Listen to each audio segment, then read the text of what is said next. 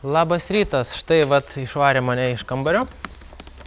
Neišvarė, labai draugiška šeimininkė. Bet 11 buvo čekautas ir aš ten skubėjau, susikroju viską greitai ir išėjau.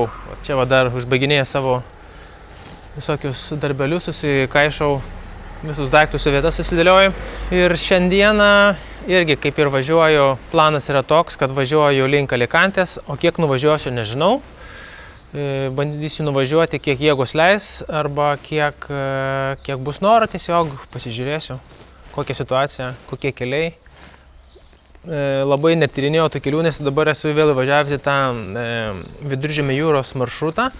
Tai šitas maršrutas kaip ir yra pripažintas jau, visi dviračių takai yra paruošti, maršrutas yra, kaip sakant, jau sutvarkytas. Todėl nebus tokių bairių, kai buvo man keliaujant tenai prieš kelias dienas, kai ten reikėdavo ir dvirtinę persikelinėti, ir per bulvių laukus važiuoti vos ne. Tai čia bus tikrai, jeigu bus ir žvyrkelis, bet bus jisai normalus ir bus pravažiuojamas.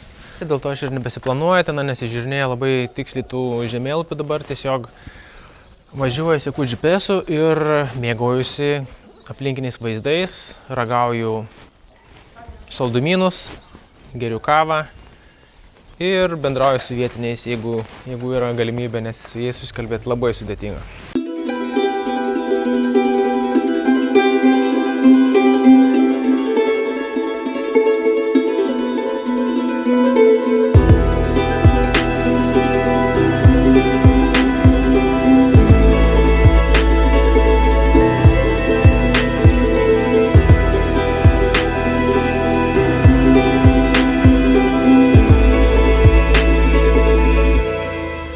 Ta ir dienelė buvo šiandieną, nes prasidėjo diena lyg ir gerai, su tokiu lygiu asfaltu ir švelniu vėjeliu. Taigi viskas pasikeitė po Almerijos uosto pravažiavimo, nes tenai prasidėjo iš karto tokia Ispanijos teritorija, kuri tikrai yra labai įdomi. Toks įspūdis, kad važiuoji tokia per mini dykumą tokią. Tenai netgi yra toks parkas, kuriame nėra net asfaltuoto kelio palei pliažą, tai teko važiuoti žvyrkeliu, per smėlį, netgi teko temptis dviratį grynai per pliažą. Bandžiau važiuoti su dviračiu pliažu, ten kur yra bangos sušlapinusi smėlį, dažniausiai tas smėlis būna kietas ir galima važiuoti, bet mano dviratis pakrautas ir padangos tikrai turbūt yra per siauros tokiems keliams, tai teko stumtis ir kažkaip išsisukinėti iš tos situacijos, tai teko biškuką nukrypti nuo kurso ir tiesiog susiradau kitą kelią, kaip būtų galima važiuoti. Negana to, po to prasidėjo priešinis vėjas ir status kalnai. Tokie status, kokių dar aš nebuvau matęs šios kelionės metu. Apie 15-16 laipsnių įkalnis. O vienu metu buvo netgi apie kažkur 19-20, bet ten, aišku, trumpai, bet ten tikrai žvilgtelėjau į GPS, tai rodė 20% įkalnių. Taip, ką tik turėjau savo stačiausią pakilimą šios kelionės metu. Ten nuo tos uolytės. Sunku čia parodyti, va tuo keliuku kilau. Ir po to įstatėjo, čia buvo apie 15-16% pakilimas didžiąją dalį. Žinoma, norėjusi biškuką dar toliau numinti, norėjusi dar įveikti šiek tiek tų kilometrų šiandieną, bet priešinis vėjas ten apie 12 metrų per sekundę pūtė ir dar buvo tokia labai stati įkalnė paskutiniu metu, tai nusprendžiau baigti šiandieną, nes geriau aš tą įkalnę įveiksiu rytoj, kada bus švelnesnis vėjas. Kada jėgų daugiau bus, nėra čia ko kankintis prieš vėją mint, nėra visiškai jokio malonumo. Man asmeniškai minti prieš vėją dingsta tas malonumas važiuoti su dviračiu. Tai geriau šiandien pailsėsiu, o rytoj jau važiuosiu patenkintas, galim taip sakyti. Šiandieną filmavau gana nedaug, dėl to dabar kalbu ir bandau kažką tai prisiminti ir papasakot, ką mačiau. Šiandiena buvo tokia labiau pabuvimas su savim, mažiau filmavimo. Vieną kitą kadrą padariau, bet dažniausiai važiavau tiesiai per tokią tą dykumą kur praktiškai tik tai vienas kitas žmogus dažniausiai su dviračiu pravažiuoja. Beje, po to buvo viena tokia labai įdomi vieta, kur tiesus asfaltuotas kelias ir tu važiuoji tiesiai ir tolumoje matosi kalnai. Tai man šita vieta tokia labai patiko, nes tada vėjas pūtė į nugarą ir aš galėjau greitai važiuoti asfaltu. Nebuvo nuobodas tas kelias, tikrai labai faina buvo. Vaizdai, šios dienos vaizdai tikrai buvo įspūdingi, vieni iš gražiausių šios kelionės metu. Tačiau tos įkalnės užgožia tuos visus tikrai vaizdus, nes kai tu įlipi į kalną su dviračiu, pulsas tavo yra pakilęs, tai tu tos ramybės tokios nerandi, kad pasigrožėti tą tokią atmosferą. Tai tas važiavimas, vienas iš minusų važiavimas į dviračiu yra, kad tu, jeigu tavo pulsas užkilęs, tu tiesiog nesigrožė to aplinka. Tiesiog tu pasižiūri, okei, gražu ir važiuoji. O jeigu tu prisėdi, kokios kavos atsigert, pulsas tavo nurimsta, atsiranda tokia ramybė, iš karto pradedi gerėtis saulę, jūrą, pamatai visus tuos dalykus, kuriuos važiuodamas dviračiu, tu kažkaip neatkreipi. Kaip žiūrėsi dviračiu, tu gaudi tiesiog tą tokį adrenaliną, vėją, tiesiog yra biškiukas skirtingi dalykai. Tai va, o su jumis tiesiog atsisveikinsiu dabar. Esu pavargęs ir dar nevalgęs, tai užvalgysiu, ką turiu čia, dar nuėjau nusipirkti visokių tų maistų, bet čia yra tokia kaip ir kaimo turizmo teritorija, čia kainos biškiai aukštesnės, tai už tą krepšį mokėjau apie 10 eurų, čia yra čipsai, pasiėmiau bandelę vieną, pasiėmiau nealkoholinio alaus, nes, minant su dviračiu nusprendžiau alkoholį negert, šiaip kartais išgeriu alaus, nesu tos visiškai kur negeriu.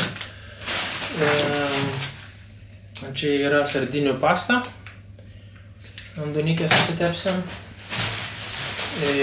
Čia yra pomidoriukai tokie maži, labai faini, čia vietai turbūt auginti, matosi, kad jie yra čia auginti. Ir dar avokado pasiėmiau, senai valgęs avokadą. Šitą pasiėmiau, irgi reikės suvalgyti kažkokių tai vitaminų nors. Tai su jumis atsisveikinu ir susimatysime rytoj. Iki. Labas rytas. Išsimiegoju puikiai, kaip visada išsiruošiau tik tai apie 11 valandą. Ir buvau apsirengęs taip gan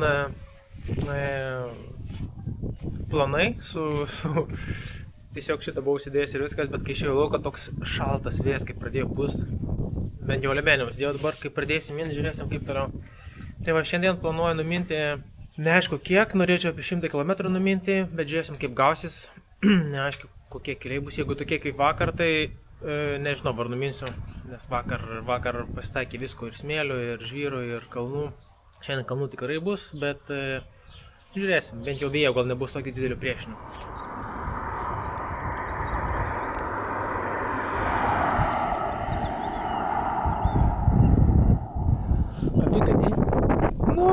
Kokie jūs faini. Kiek aš vis žiūrėkit. Prižiūriu, bet jie tokie ramekai. Neaktyvūs tokie. Nu ko jiems čia? Tiesiog avis eina savo keliu, o jie savo irgi seka, kad nepabėgtų.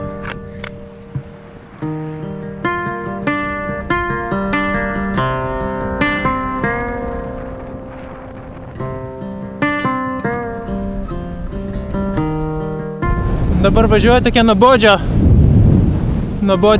atkarpa. Nėra į ką žiūrėti praktiškai. Nėra nei jūros, nei miško. Tokios kalvelės aplinkui. Ten šiltamiai. Na, vieną kartą pažiūrė, apsižvalgai ir užmiršai. O čia reikia važiuoti kokį pusę valandos. Čia taip pat labai įdomus vaizdas. Atrodo kaip Amerikoje būdavo. Žiūrėkit kokie, kaip kanjonai tokie. Na va, koks gražus miestukas. Toks graikiškas. O, kiek dviratininkų čia sėdi. Visa chebra.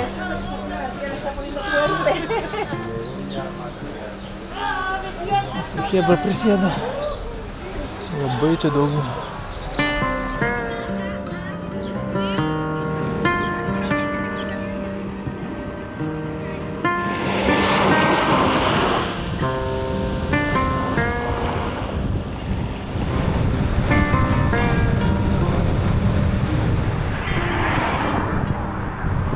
kiek daug spalvų. Na, aišku, tas takės duoda daug. Labai ryškus.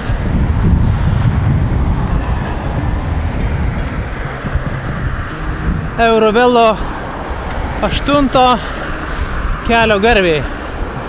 Mačiau, ženklas buvo padarytas. Ir nudažytas, va tokia spalva. Kaip įdomi, čia lyg ir galėtų būti gatvė, bet o medukai kaip susodinti vidury gatvės atrodo. Didžiulis pliažas ir gražus smėlis. Na, važiuok. Gerai. Tai van, pirkau kavos. Iš ten tos kepiklėlės, visai tokia nebloga kepiklėlė, bet kadangi užsidaro, sako, eikia lauką valgyti ant suoliuko. Bet ant suoliuko va čia yra nudažytas. Tai ant savo padėkliuko sėdžiu, sugerti kavos šešėlėje ir toliau važiuosiu. Labai sunku čia man buvo surasti kavinę, nes ten kiek kažkokie, kurtūsai vyksta, tokie barai visi, rūko visi laukia ten sėda. Tai atsisėdau čia ir nusipirkau vėl tos kasadilės, man rodos jūs vadina. Va tokią. Su bacon ir Philadelphia. Didžiulė. Geras. Tai daug geras. Klausiu kepėjas, kokia tavo yra skaniausia, mėgstamiausia. Sakė, būtent čia, tai aš sakau, duokit. Ir dar vieną kažkokį bandelę. Didelę bandelę. Desertą bus. Tai va, angliavandenius kemšam tik tai. Nes reikia. Šiandien reikia daug gaminti. Nes Kristina jau atvažiuoja, rytoj vakare. Man dar 208 kg buvo beveik ryte, tai dabar 2 PM kažkur.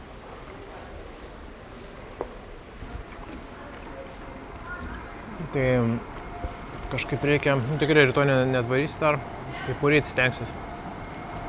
Beje, už visą šitą, už kavą, už šitą bandelę su kumpiu už Philadelphia ir dar vieną bandelę sumokėjau 6 eurus. Šiaip paėmus tikrai nebrangiau. Toliau keliausiu, bet vėl teks kilti per kalnus, nes kadangi miesteliai yra apsupti kalnų, iš jų išvažiuojant reikia vis laik pakilti dažniausiai, tai vėl reikės kilti viršų ir po to vėl leistis. Pačia miestelį, kai esam čia, nesijaučia jokio vėjo, tai atrodo viskas ramu, gražu, bet kai važiuoji keliu, tas vėjas išlenda ir jeigu būna priešinis, tai tikrai maišo mint. O tokie kurortai primena man Gran Canarijos kurortus ir apskritai ta aplinka tokia. Išdžiūvę viskas, balti viešbučiai, jūra, labai primena Gran Canariją.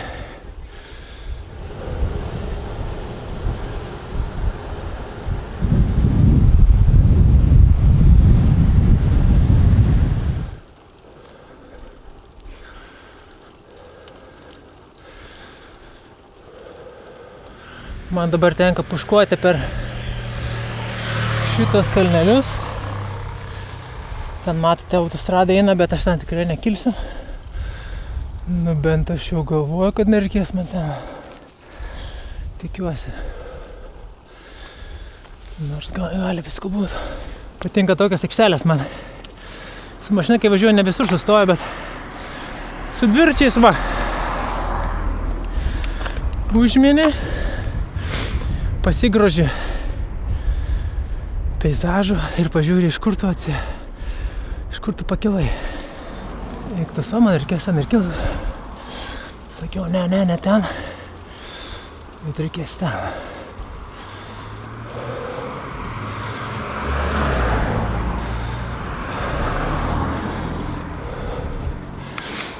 Visi iš mašinos poks galvojo durnius kažkoks.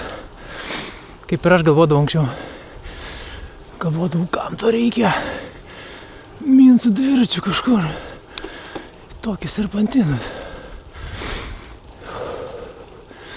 Bet kažkaip, kai tu įsimeni, vargo nėra.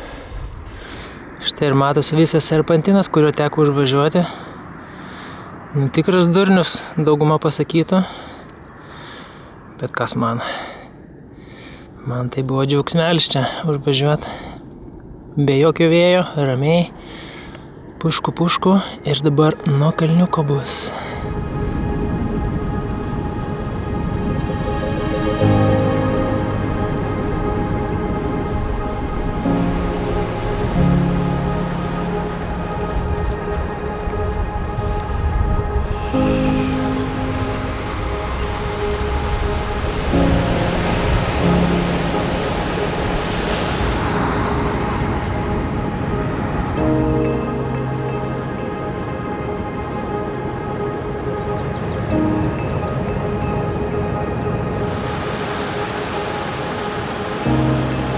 Nusipirkau maisto, tuos įsikrausiu ir važiuoju pavalgyti.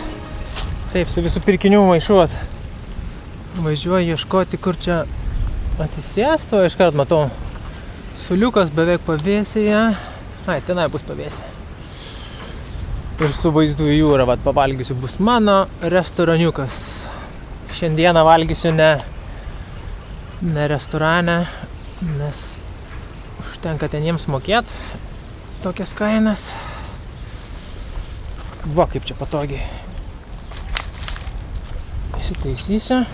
Taigi, ką aš čia nusipirkau? Aišku, vandens pasiėmiau. Pasiėmiau va tokių bulvių, nes vis dar šiltas, su kefiriuku. Kaip užsimaniau aš kefyro ir bulvių. Tortilėje. Mažiukas gabaliukas, kad nebūtų per daug kaip visą laiką. Čia dunytės, nežinau, ar dabar reikės man jos. Nu, nedunytis tokia bandelė. Dar su vištiena nusipirkau tą kasadilę, kaip jinai vadinasi. Kas dar? Aišku, kaip minėjau, kefiriukas. Dar pasiėmiau salotų, pasiėmiau su tunu ir su kiaušiniu ir su krabais. Kumpio pasiėmiau. Na, aišku, daug čia visko nevalgysiu, dabar turbūt tik tai kas šilta, agurkas, irgi gal dabar nevalgysiu. Ir dar tie sūriukai, kurie man patinka, jie brangus, bet juos labai patogu vat kelioniai. Tai va toksai mano rinkinukas šios dienos pietų. Už tai sumokėjau gal 18 eurų. Gal truputį pusę suvalgysiu dabar.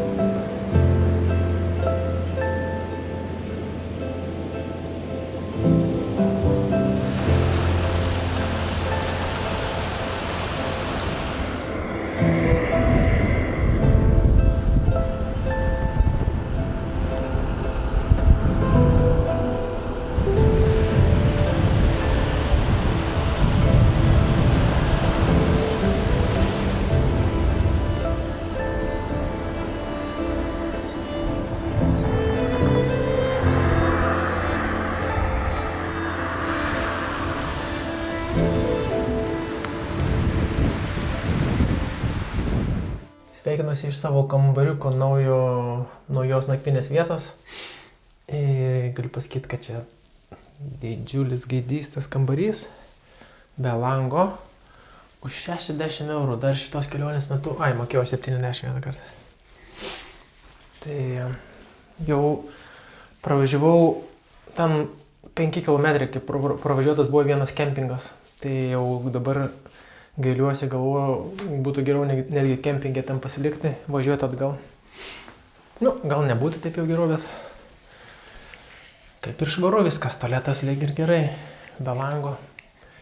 Be lango tas tai nepatinka man dalykas. O, čia langas yra. Čia yra langas kažkur. Nu, pažiūrėjau. O čia bus langas, gal.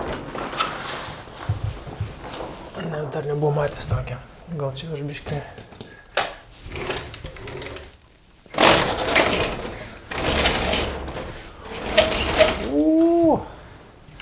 Pasirodo, yra langas.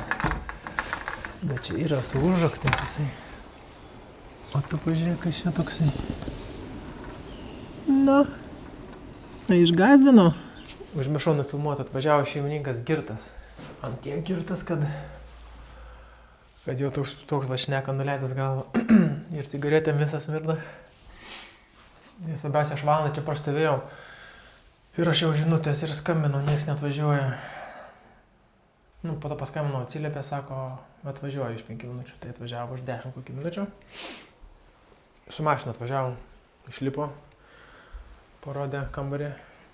Ok, sako, jeigu, sako, problemos, skambink. Gerai, sako.